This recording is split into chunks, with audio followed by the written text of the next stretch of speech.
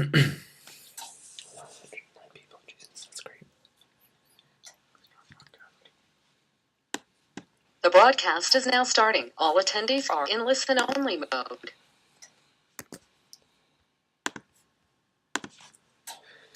Good afternoon, everyone, or good morning, depending on where you are.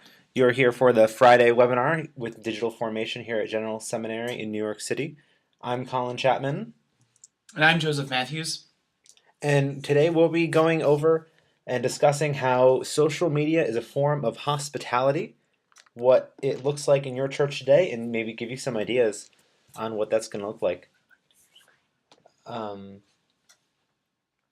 before we get into that, we want to go over a little bit, just if you weren't here for us. Oh, we're getting some comments that you can't hear us. Hold on one second.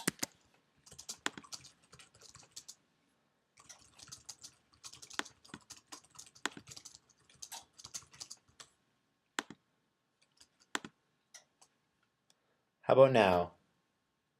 There we go. Okay, now we're back. So I think we're going to start over here.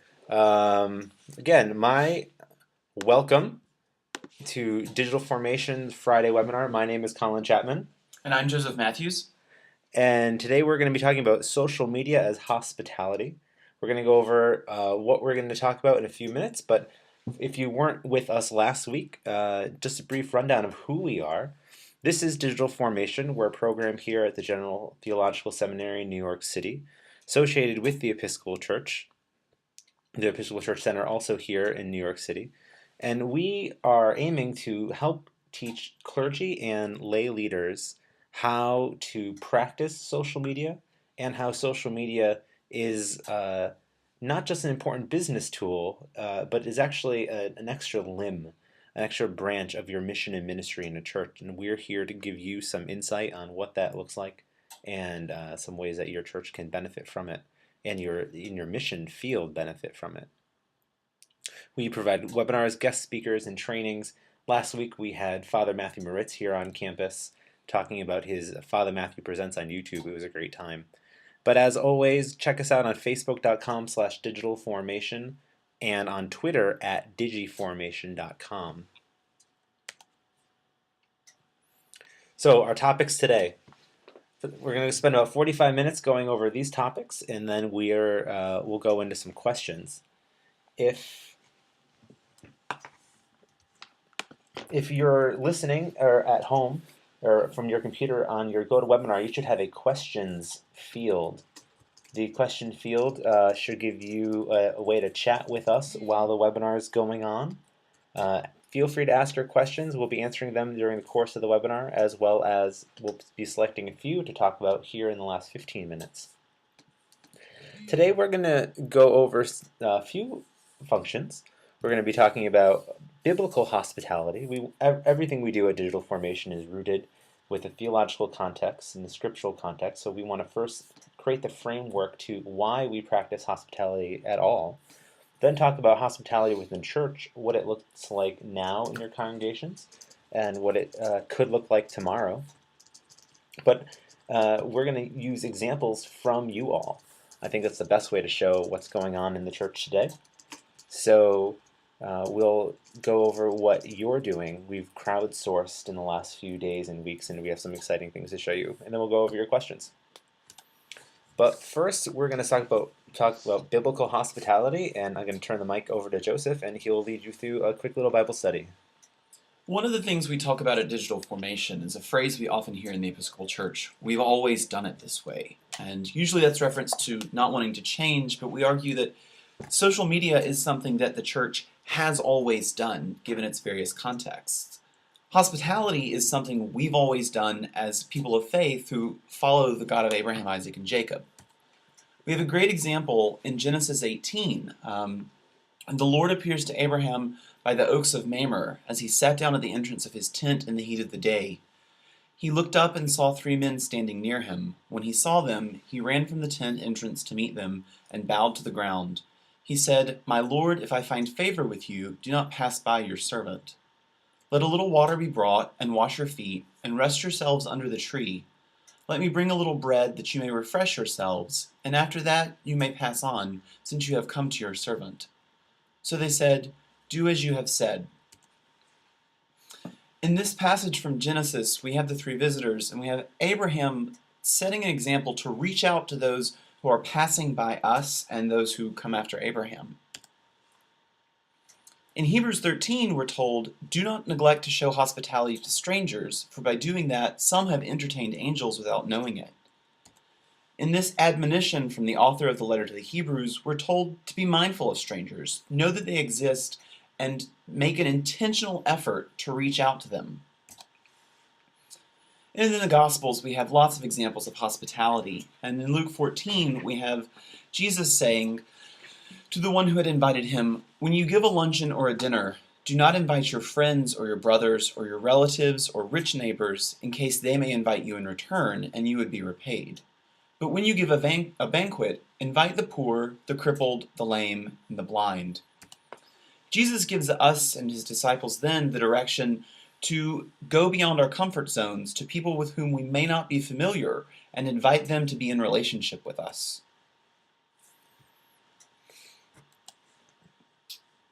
Next up, we're going to talk about church hospitality and how hospitality has been something we've been doing for a while in ways that we've made strides to be more hospitable, but thinking in a very 20th century kind of thought process for doing this kinds of hospitality.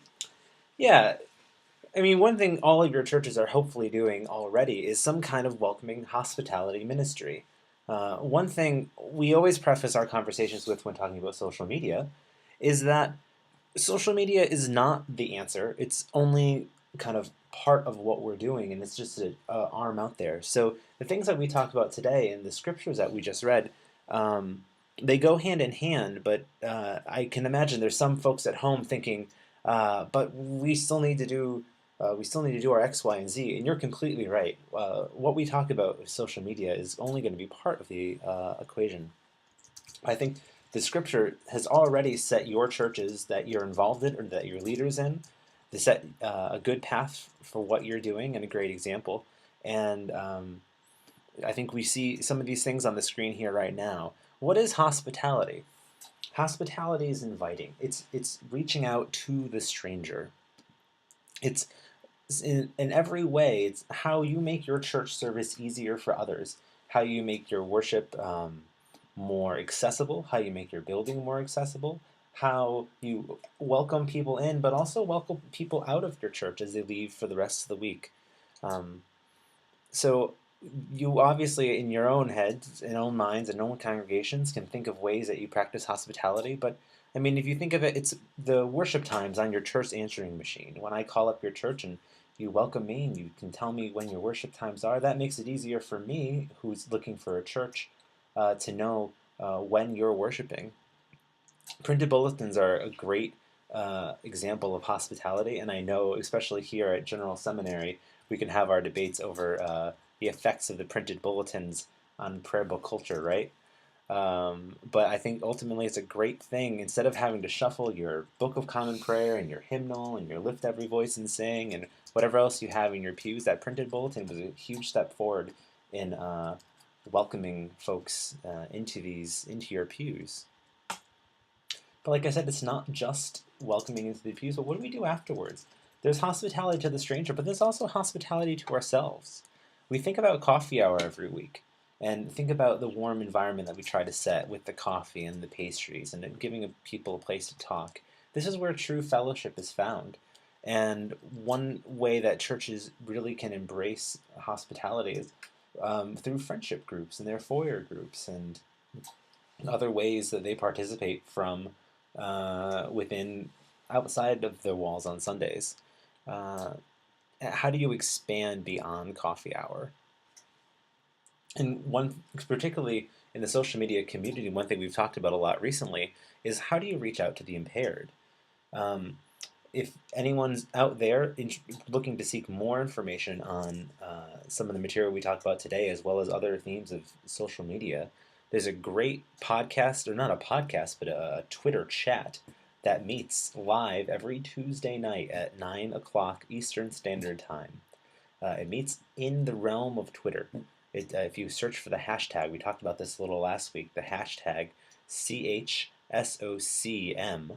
that stands for Church and Social Media.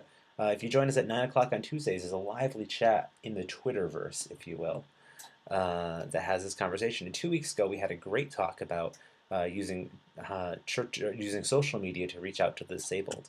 But you're already doing that. In some of your parishes, I'm sure, folks you're listening, have assisted listening devices where parishioners can come a little early and talk to an usher and get a little earpiece to put in the ear so they can hear the sermon. You may also have large print prayer books or bulletins made available. Hopefully, you've taken into account that even if they're not with you now, you may have people who are mobility disabled, and you have made ramps available and have broken down some physical barriers for people to get into your worship space and spaces where people gather. That's exactly right. So when we start thinking about the stranger, we also think about the people who are already with us that may not be as familiar with, but also have the ability to be as present with us in these services.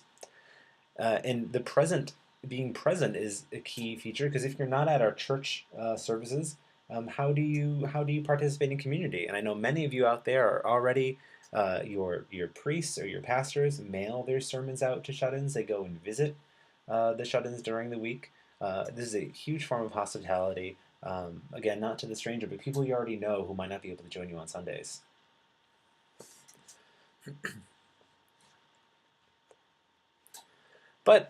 So what is social media and how does it help us? Last week we talked about social media being online and being about community. So what are some of these online tools that we have in front of us that we can maybe expand our hospitality services within our churches?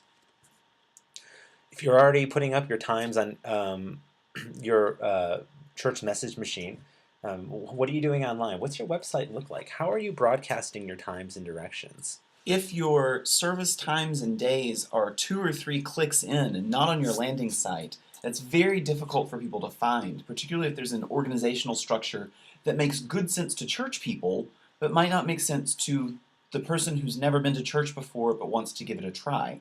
I strongly recommend having times and a physical address that you can look up on Google Maps on your landing site, and maybe having the physical address in the footer of every page on your website. Yeah, a great idea is if you're on your church's website committee or you have a say in what your church's website looks like, run it by someone who maybe's never seen a website before. Are they able to find your church times and your church directions? I know as a kind of a computer person, I take for granted what I already know, and it's great to reach out to someone who's brand new to computers, what we call a digital immigrant, someone who's here and eager to learn. What do they see in your church's website? One thing, if you're tuning into these webinars week after week, you might get tired of hearing me talk about it, but I'm on a QR code kick right now. It's hard to explain a QR code right off the bat, and you'll see one in a few minutes. But they're those little kind of black and white checkerboard things you may see around in advertising, and if you live in the city on subways or however it is. But in a few minutes, we're going to talk about some creative ways to use QR codes to share your printed bulletins. But I'm going to leave that as a teaser, and we're going to move on, because QR codes are the kind of thing you need to see to believe. One thing we talk about is bridging that coffee hour divide. How do you bridge coffee hour from 1 hour to the rest of the week till you all meet again on Sundays? What about tools like Facebook and Twitter? How can they be used? I know that there are a lot of vibrant communities who meet online. One thing that we already mentioned is that Church and Sociem Twitter chat that we're involved in. But communities gather every day, all corners of the internet, to share and fellowship. Just what's the community that does the daily office together every day? Well, there's one on Twitter that's Virtual Abbey, right. where they use all kinds of resources for the office from all of Christendom.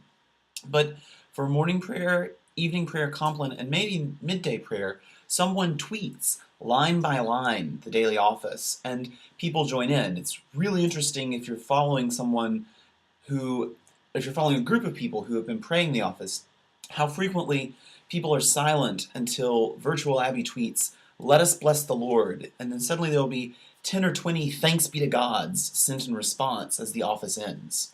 And now, obviously, we're not suggesting your church has the manpower or the time to start its own kind of virtual Abbey, but start thinking in some ways that you can utilize some of the tools in front of you to bridge community. And in the next portion, we're going to go over some of those tools as well. Again, last week we spoke, in our 2 weeks ago in our church and social media chat, we talked about this assisting the impaired.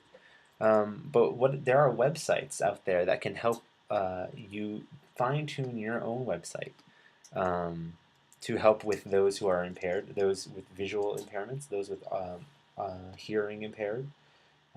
One thing that I find helpful is if you have folks in your church that know computers well or that are digital natives, right?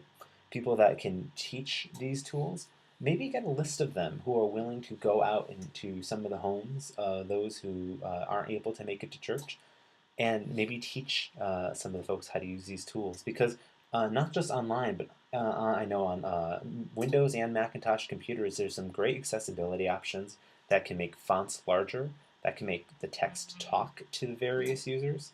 So if you have folks in your church who might be willing to go out to some of the people who need these tools, that's a great way to show hospitality. And finally, the kind of taking the next step forward from mailing sermons or delivering sermons or putting them back at the church is posting sermons online. There are great services out there. There's YouTube, there's Vimeo. For those who are feeling really brave, there's a ustream.tv that can live broadcast a sermon. So if you have a computer hooked up with a video camera in the corner of your church and a Wi-Fi connection in your building, you could easily broadcast that. Do you know what Trinity Wall Street does for its broadcasts? I'm actually not sure. I do my field ed at Trinity Church Wall Street, but more often than not, I'm viewing after the live sermon, I'm viewing the archived version that has been recorded. So I'm not really sure how Trinity uses it, but trinitywallstreet.org does webcast all of its Sunday services at Trinity Church and its daily services Monday through Friday. I can almost hear the eye rolls for you folks listening at home, like, oh, we don't have the time or the money that Trinity Wall Street has to broadcast our services. But I assure you, really, YouTube is great and free. Vimeo is great and free. Joseph just posted a great link to our questions, ustream.tv. Is also free. You don't need to be one of the wealthiest churches in the world to broadcast your entire services online. Trust us, most, if not all of this that we talk about today is very free. But we can talk and talk and talk about these services for you. But we had a great opportunity earlier this week. We asked some questions on our Twitter feed. And if you're not already following us on Twitter, please do. Follow us at @digiformation. So that's on Twitter, that's the @ DIGI formation, and Joseph can post that in our questions. So join the conversation with us. We brought some great questions to the people who follow us, and we got some great responses. And so in actuality, you will be leading the next portion of our webinar.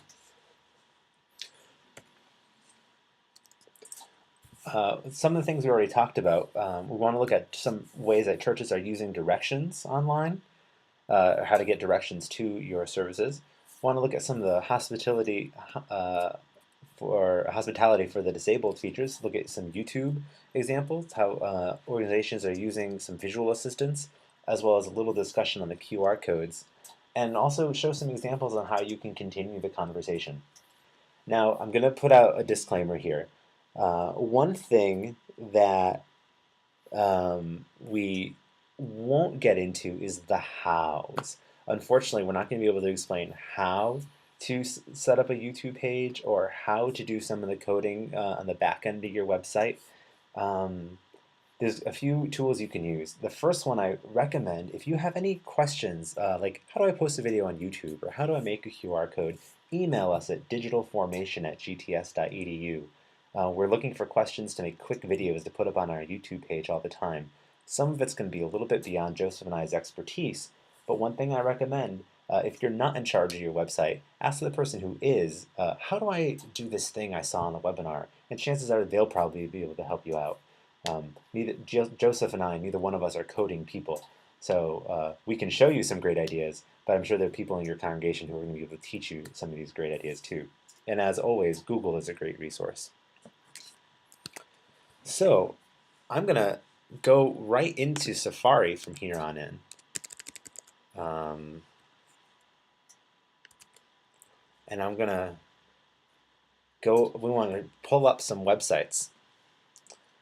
I want to start with some great websites for that use directions. And this first one is from our friend Chuck, at StewartCN is his Twitter handle.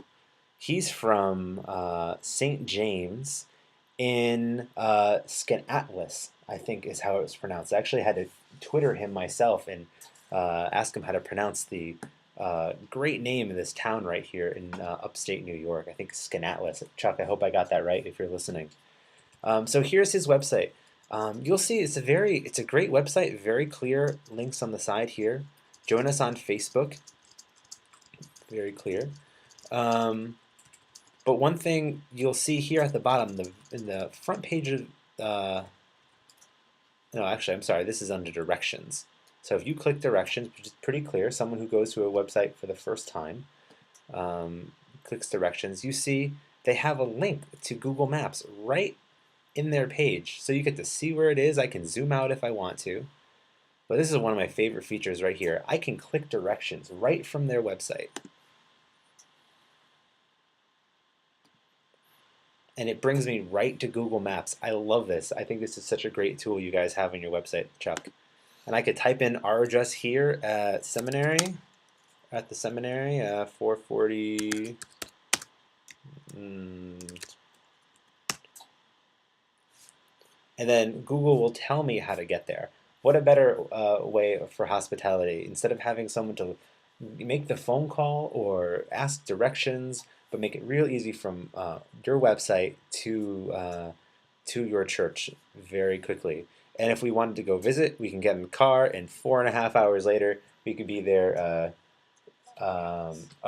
Skinny Atlas, it's pronounced. Thank you, Skinny Atlas, according to the chat room. Thank you, thank you. So we're 4.5 hours away from Skinny Atlas, New York. Another great example, again, this is going to be one of the examples of, I wish I knew how to tell you how to do this. This is really great.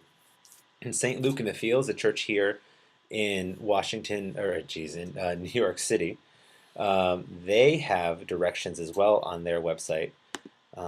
They go one step further, and they actually have a box for directions. So I can type in again our address here.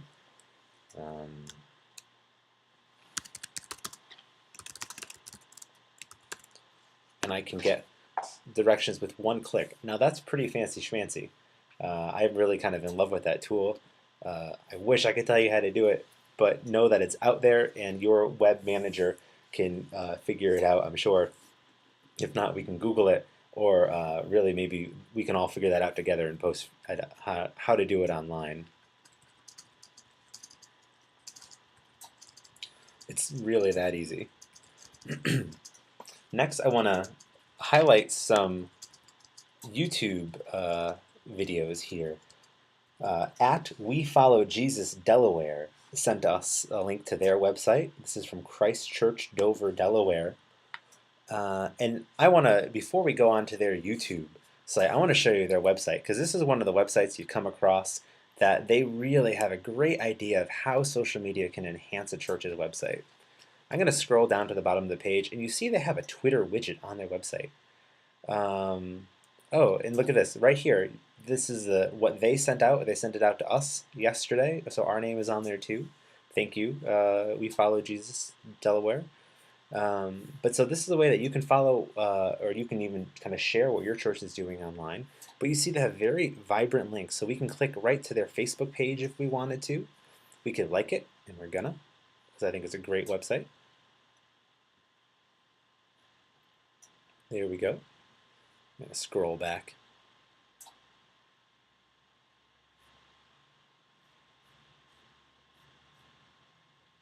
Oh, there we go.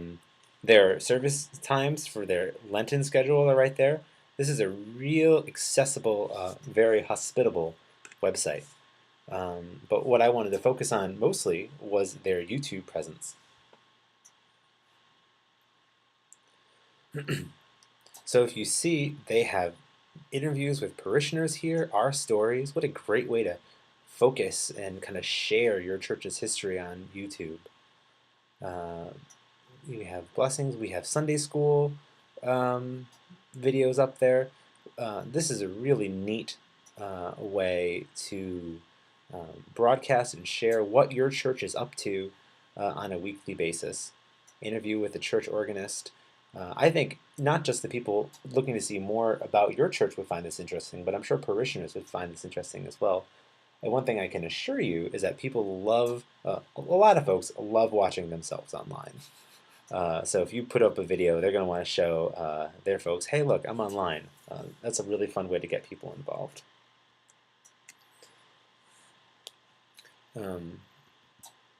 The next site I want to show you is an example of some visual aids.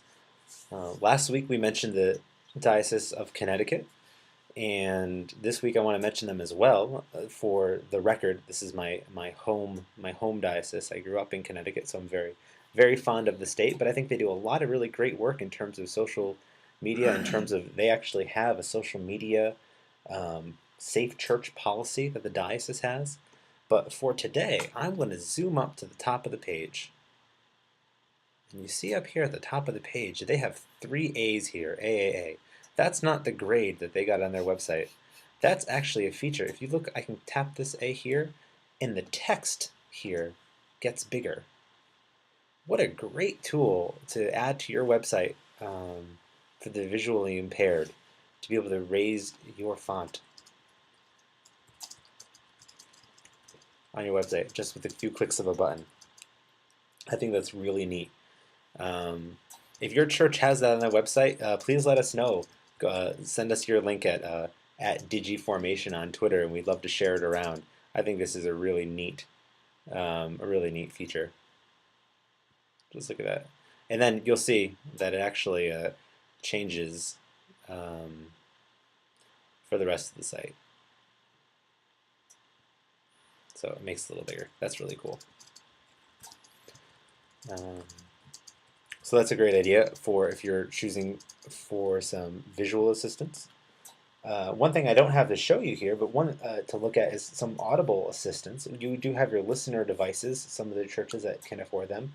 Another way, a real simple, kind of cheap way, is if you put your put an iPhone with a recorder next to a monitor or a speaker and just push record. Easy podcasting. You've recorded that sermon, or you've recorded your whole service, post it up online. You could post it on your church's website as an MP3, put it up on YouTube. Another great way. And then you can let the users at home put up their volume as loud as they want and really be able to enjoy your service. Finally, and for kind of the disability section, I want to talk about QR codes. All Saints Tacoma, who I know was having a hard time joining the chat earlier today. I hope they were able to finally make it. They actually use QR codes in their bulletins. So you might be again saying, what is this QR code thing? You keep mentioning QR codes. I'm going to show you what QR codes are. But just a good kind of tip of the hat to All Saints Episcopal Church in Tacoma for their use of QR codes. And you can follow them at All Saints Tacoma on Twitter. But I want to jump to a website that we actually tweeted about earlier this week. This is Pastor Keith Anderson. It's his blog. He and a good friend of ours, Dr. Elizabeth Dracher, are working on a book together, Click to Save, the Digital Ministry Bible. I'm just going to pull that up real quick. That's coming out in May. Plug. That's going to be a great tool for you and your church if you're looking at getting to know a little bit more about social media. So Pastor Keith Anderson, he's one of the co-authors of this great book coming out. He put some great tips on his blog, and Joseph will post a link to that in the blog. And any of these links we're going to put up under our YouTube video when it's posted as well. So if you're not writing things down at home, that's fine. But pastorkeithanderson.net. But he talks about QR codes. What is a QR code? It's this thing here in the middle of the screen that looks like an alien language.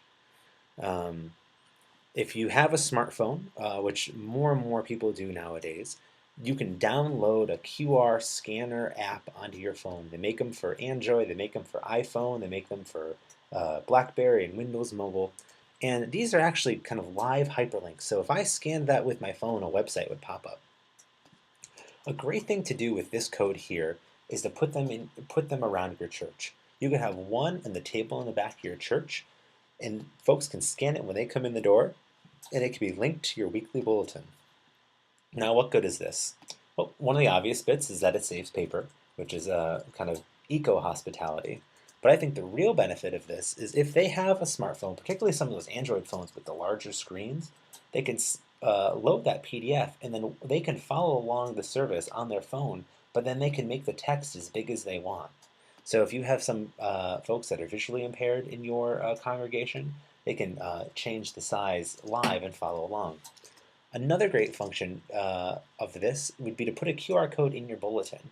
What if in the back of all your bulletins is a QR code to your monthly newsletter? And so when people take your bulletin home, they have a link that they can automatically get your monthly newsletter to hear about all the great stuff your church is doing within your walls and within your communities. Pastor Keith has a great rundown of how to get this started. Here's some how-to. It's pretty basic. I'm not going to say it's easy, but if you can follow along. And then next week, we're going to offer kind of a walkthrough on our own website on how to do this, as well as create a QR code, which I think is really what folks are looking how to do. And if you're looking at your calendars and a little confused, our webinars are every other week. It just feels like 1 week passes between each of them. Oh. So when Colin makes references to last week or next week, he actually means 2 weeks ago or 2 weeks from now. There's not a webinar next Friday afternoon. Time just moves really fast in the social media world. I really think the last webinar was yesterday, I think is what's going on. So has it really been 2 weeks? 2 weeks. Oh wait, 2 weeks ago was our last webinar, and then in another 2 weeks. But also, if you go to digitalformation.eventbrite.com, where all of you went to sign up for this webinar, you'll be able to see our calendar of events and see that we actually have a whole webinar devoted to these QR codes in really creative ways on how to use them in the upcoming weeks. Finally, I want to talk about how you can use social media in the last few minutes we have before we get into questions on how to expand your coffee hour. And by expanding your coffee hour, what we mean is that time in your church where you have for fellowship. One thing we spoke about 2 weeks ago was what your church looks like on the days you're not meeting. How do you take that Sunday experience and through technology bring it into the rest of the week, form relationships on Monday through Saturday, and then gather around the altar again on Sundays? Again, I want to highlight the Church of St. Luke in the Fields in New York City.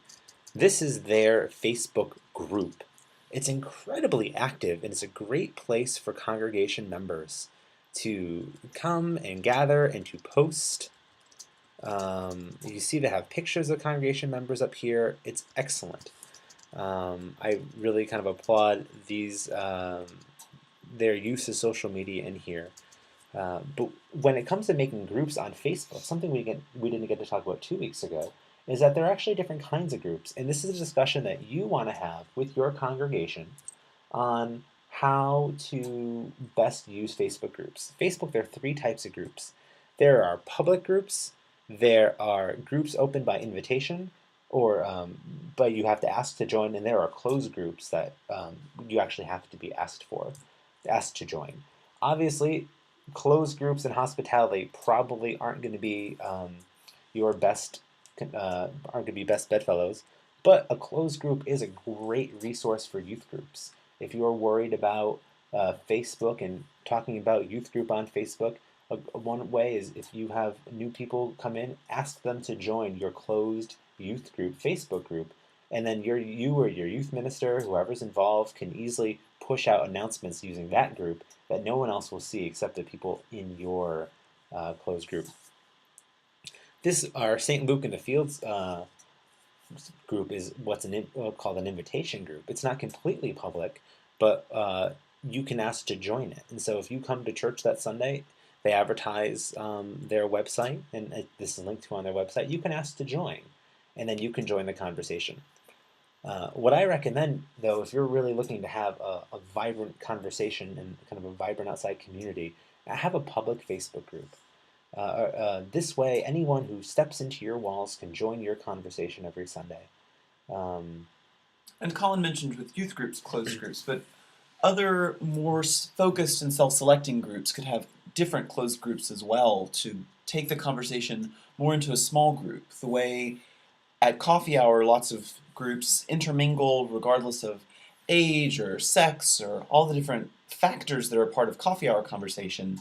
But at the same time, there may be small groups that meet weekly to discuss Bible study or issues in church and society or read a book together. And these smaller groups can have closed groups that are targeted at the groups themselves, whereas an open group could be like coffee hour and like the Sunday morning service, where anyone can walk in the door and be a part of what's going on. Definitely. So, like all of this that we're talking about today, the best way to figure it all out for yourself is to have that conversation with you, and either if you have a social media committee or a welcoming committee, talk about what you want that to look like. And then finally, one last thing before we get into our questions, I want to talk about Twitter and some hospitality on Twitter. And I'm actually going to use us here at Digital Formation as an example, if you don't mind. This is our Twitter app. Twitter looks differently depending on how you access it. Maybe a lot of you use Twitter at twitter.com. Some of you folks may use Twitter on your smartphones using a Twitter app or Tweetbot or TweetDeck. I use the plain Jane Twitter app that's available on the App Store on iTunes. It's easy, it's simple for me. But here's my Twitter profile here, and you see these are all the people that we currently follow. And this @ symbol here, these are people who are talking to us.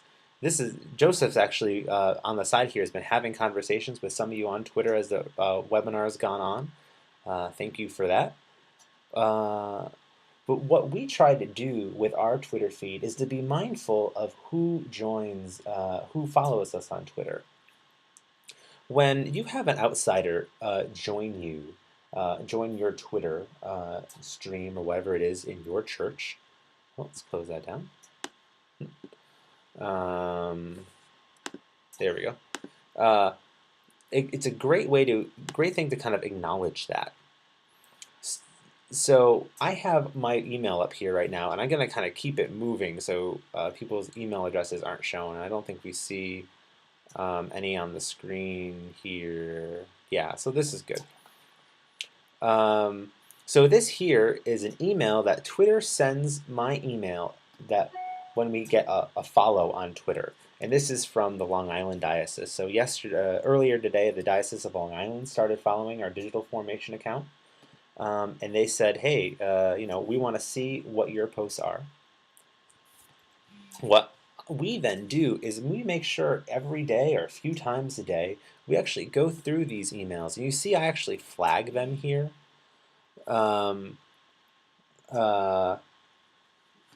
That allows us to keep track of who's followed us, and then at the end of the day, we can go and we then thank you all for following us. This is genuine. We don't send out a stock thank you. We actually address all of our follows one at a time.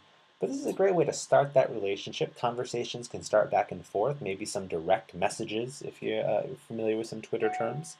But this is just kind of a general kind of best practice when it comes to Twitter. That when someone takes the time to follow you, that you reach out to them and say, hey, thanks. Thank you for being interested in what we're doing.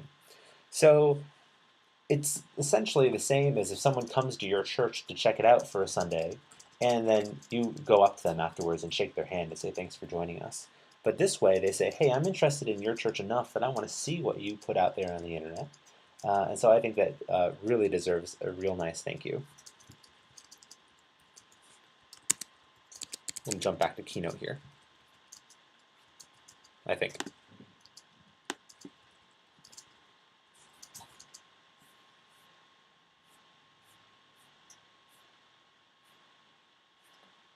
Nope. Okay. Well. Huh. I think I closed down our presentation. I'm sorry about that. There we go. So for the next 15 minutes, I think it's a great opportunity for us to have some time looking at we've spent some time looking at social media and hospitality. Now the best thing that we can do is address some of your questions. I know Joseph has been scouring the chat room for the last 45 minutes, finding some great questions, and I think he's going to spend some time talking about some questions, and I'll spend some time kind of demoing them on the screen. And in addition to watching the last 45 minutes, I am continuing to watch, so please feel free to throw some questions into the question box, and we will address them as we can. Twice in this conversation, people have asked the great question to the effect of, what do you say to people who object to live broadcasts because they fear that it will keep people from coming to church if they can get it online? Good question. And it's a great question that I think we only really have time to touch on right now because it needs to be an ongoing conversation. But someone responded, they doubt that scintillating sermons are the only reason folks come to church.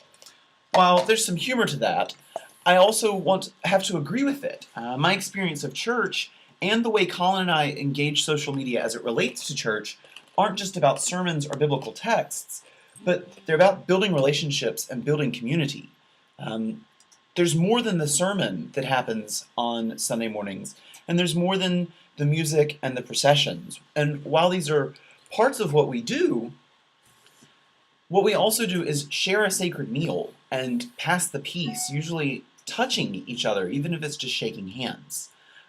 So to that concern, I don't have a definitive answer, but to perhaps suggest that sermons aren't the only part of church that people come for. Yeah, what's unfortunate about when you are locked into your house on a Sunday, there is something you are missing. And so while we try really hard to do as much as we can to let those folks not miss what's going on out there, there is that truth that the real something real special happens at that altar on a Sunday, and that can't be captured in a tweet. It can't be captured on Facebook or a YouTube video. The taste of that bread and wine is only something that can be experienced. So even in terms of evangelizing, you could evangelize with your sermons, but they can only know what your church is truly about until they join you around that altar.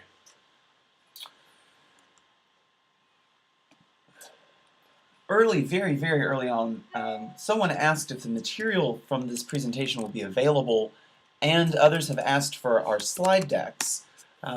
First answer is yes, this will be available. We are recording the audio and the video, and we'll put this up on YouTube hopefully by the end of the week. 2 weeks ago's was up, but we had to take it down. But we'll be getting it back up with some annotations and some changes that we needed to make. Yep. But we'll be getting this up as soon as we can.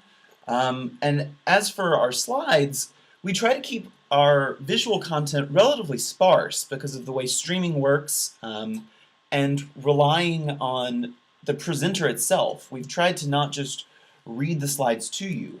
If you're interested in our slide decks, please email us at digitalformation@gts.edu, and we'll talk to you about what you're going to use them for, or how you're thinking about using them, because they might not be that helpful to you as a standalone slide deck. We just want to make sure you get the best help you can from us. One thing that you'll find very helpful is next week when we post this video up online, we're going to kind of have a transcript on the bottom with hyperlinks to everything that we talked about. We'll have what they call show notes.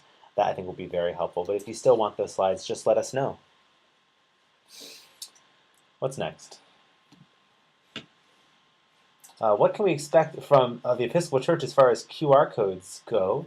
I'm thinking not only on the website, but building apps for Android iPhone platforms that we can send folks to addition to parish info.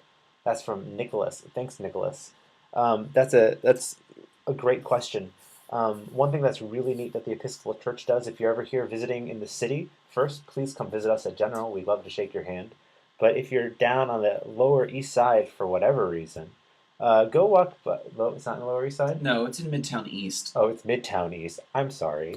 At 815 Second Avenue is the Episcopal Church headquarters, and if you walked by, you're going to see some big QR codes in the window, and you can scan those QR codes and kind of get some information on the church. We'll be at General Convention this year. Digital Formation will be at General Convention. You can be sure we're going to be doing a lot of QR code stuff there. But I think one thing that's kind of neat about them is it's almost kind of a new frontier. It's maybe a hobby for some, exciting for others, but I think there are going to be some really interesting QR features in the future. I hope that answered your question, Nicholas. I know you said you're a web designer or an app designer, but I think one thing that I think you'll find in the future that apps are going to be becoming more and more prevalent, and I do look forward to some apps from the Episcopal Church, as well as I hear down the pipeline church publishing has some great apps coming out too, and I know I'm dying for a decent Book of Common Prayer iPhone app. So church publishing, if you're listening, please. Jennifer asks if acknowledging a new follower on Twitter via a tweet is okay, or if it's too public. We acknowledge all of our follows publicly on Twitter.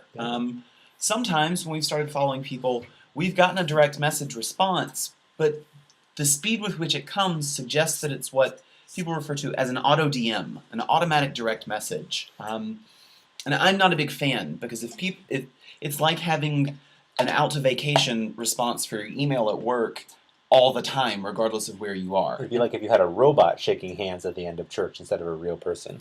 So I think that acknowledging new followers via tweets is great, because it might help them pick up followers as well. Today is Friday, and we haven't talked about this before, That's right. But if you look on Twitter today, and Colin's going to pull it up for you, people will often on Fridays list people that they follow and then use the hashtag FF, which used to be fuller and longer, and it was hashtag Follow Friday, but that was too many characters. So what people do is list people that they think their followers should follow. Responding to and acknowledging a new follower through a tweet serves something of the same purpose, but all through the week. So if you search hashtag FF, we're about to see a slew of people who, and I can't promise what content's about to come up on the screen here. We have a lot of people. See, this is a great post. Here's Shiza Kamal. She wants to thank people for suggesting her on a Follow Friday. I think that's great. Here's a young lady here who is asking people to add her name to a Follow Friday. So Follow Friday is kind of a great, fun way that Twitter ends the week with just kind of a suggested following list. Oh, I want to make a comment on Melodique has made a comment that hymnals are now available through church publishing for iPads, Kindles, and Nooks. I can't speak for the Kindle and Nook, but I had a chance to look at the 1982 hymnal on the on iBooks this week, and really, it's really a work of art. It's really pretty. Just if you have an iPad at home, or even an iPhone, go to the iBook store and search for this thing. My only complaint is that you can't load up by hymn number, but it really is really pretty, and I wonder how organists are going to start using things like that. And we have some additional information from Meredith, who is the organizer of the Church and Social Media Chat for Follow Fridays. Don't just list names, but provide a reason about why you recommend following. It, again, makes it more personal and gives other people motivation to take your recommendations.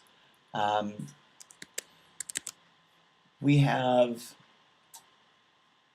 Carrie has asked if we've said anything about using QR codes to download the entire service, which would eliminate the use of the printed bulletin. We have talked about that a little in this webinar, and I think in a few weeks we're going to be saying a little more about that. One thing about hospitality is you really want to make it as open to as many people as possible.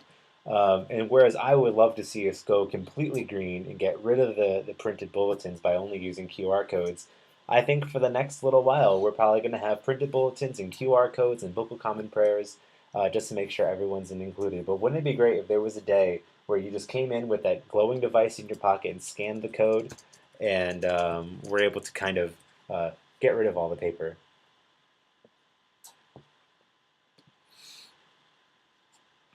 up on my screen here, I loaded up Meredith Gould. She'll be our follow Friday. So she helps us out so much. So you can follow Meredith Gould, one of the founders of the Church and Social Media Chat, at Meredith Gould. Thank you, Meredith.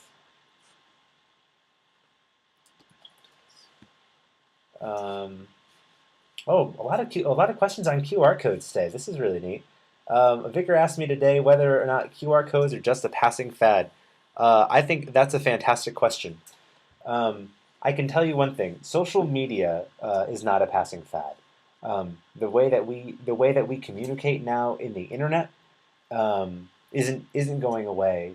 Walls have been broken down that can't be built back up. QR codes, on the other hand, I don't know. They may be here next year. They may be replaced by something far more efficient.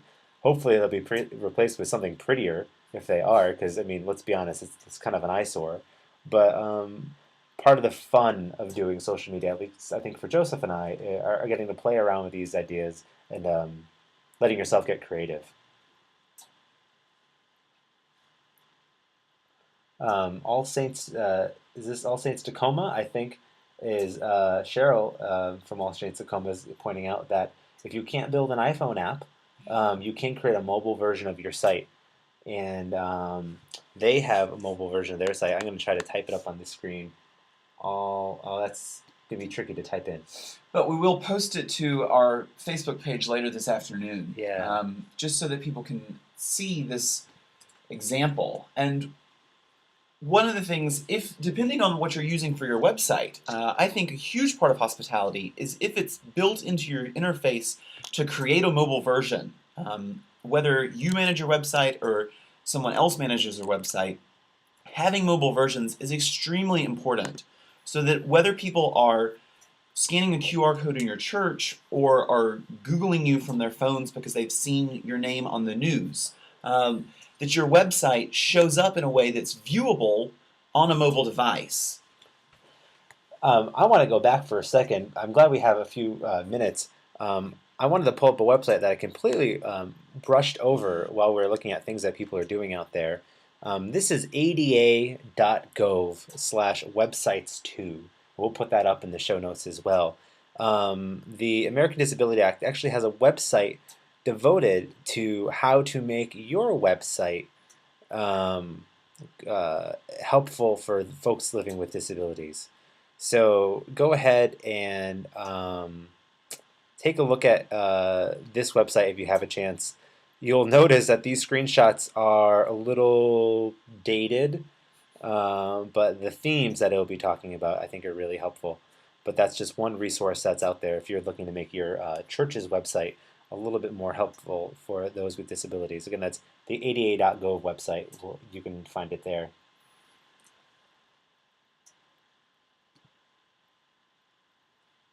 Any more questions? What do we got going on here from Rudy asks, is it useful to use Google+? Google Plus does have a great feature for hospitality, and one of Google Plus's, if you're not familiar with Google Plus, it's another social media engine. I don't want to say similar to Facebook and Twitter because they're all different in a way, but it's a way for you to chat with your friends and the people you know, your congregation members. But one thing Google Plus does really, really well is this thing called circles, and it lets you kind of categorize the people you know. One thing that's hospitable is if you're on Facebook or Twitter, limiting your breadth. And so if I have a church and I have people who are my Facebook friend, and it may not be the most hospitable thing for me to live tweet the Oscars on my Facebook wall and kind of fill up those timelines. So I put that off to Twitter. One thing Google Plus lets you do is create a list of people very easily. And I say Facebook lets you do it too, but Google Plus does it really well. And so if I wanted to make a list of congregation members, I can have that list. And so I can make sure when I say something, it only goes to congregation members, versus if I wanted to say something more private, I can only send it to family. Joseph and I are on the same page on kind of whether or not you should do that. And I don't know, Joseph, do you want to kind of talk about our red flag about that kind of segregation of kind of some of the dangers of segregating congregation members and like creating lists and different personas online. Oh, sure. I I think we're both pretty big advocates of using privacy settings effectively, but we're pretty strong advocates against being two different people online. A few weeks ago, when we were in Connecticut, someone talked about how she had two different Facebook pages, one for her college friends and one for her church and professional friends. And she realized that it eventually became too much to manage, and people from one thing were seeing her other profile and adding her on that and wanting to be her friend that way. She was worried that people from college would post things that not all of her parishioners needed, wanted, or should see. So she sent her college friends a message and said, I'm integrating my sites and I want to be able to have your stuff up. So think about sending me something private rather than posting it on my wall or timeline. I think it's important for people to have a space to be themselves, but it's very important also to be knowledgeable about who you're sharing information with for all kinds of reasons. Whether that's appropriateness of age or who your focused audience is. Colin talked about how when we tweet, what we post are things that are relevant to our Twitter followers. We also do the same thing with Digital Formation's fan page. I post things on my timeline on my personal Facebook that is interesting to some of my friends or all of my friends, and I know if I know that some of my friends have absolutely no interest in it, I may limit who it goes to. Right. Robin in the chat room points out that another great website for ADA resources is w3.org/WAI. I'm here right now. Thanks, Robin. This does look like at least this looks like it's been touched in the last 5 years. So thanks for pointing that out to us. That's w3.org/WAI. Any final questions there, Joseph? I'm looking. Oh, we have a very long question. Give me a second to read it. A question regarding the Episcopal Church in social media.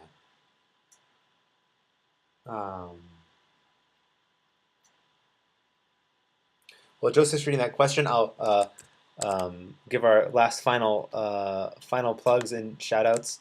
Please, if you're not already following us online, please do. Again, that's at Digiformation on Twitter and facebook.com/digitalformation. You could always email us digitalformation@gts.edu and check out more webinars at digitalformation.eventbrite.com. And finally, up on your screen, you'll see, again, please join us and the rest of the hashtag CHSOCM or Chishasm, I think it could be pronounced, or ChurchSocM, or however you feel you pronounce that hashtag. I know Meredith will probably let us know. But join us on Tuesdays at 9 o'clock. It's a great community if you want to know a little bit more. So in closing, I can speak to the first part of Nicholas's question. And he asks, what is the Episcopal Church's general embrace of social media? Denominationally, the Church is trying to be very aware of things that are going on and trying to actively engage.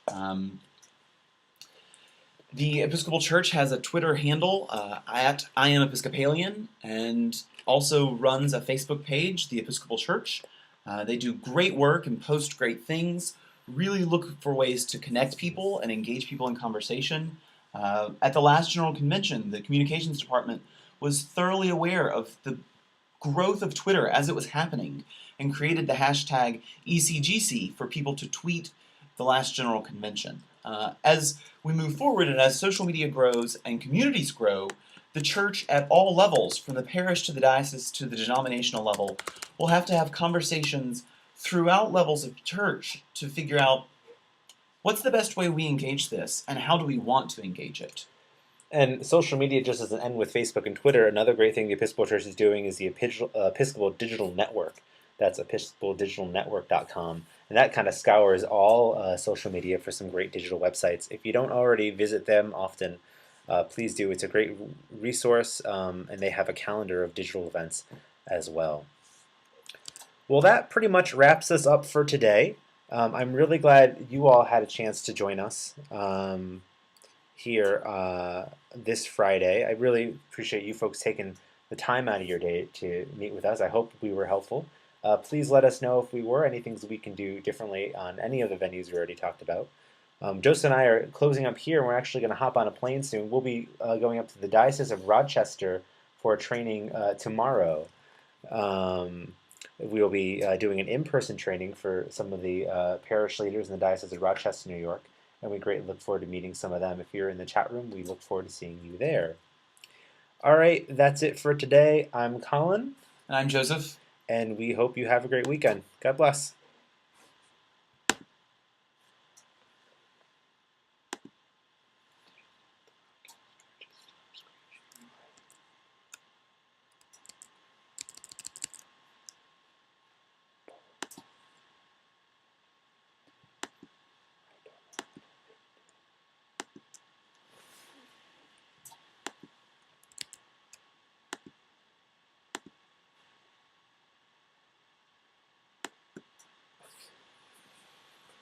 Yay.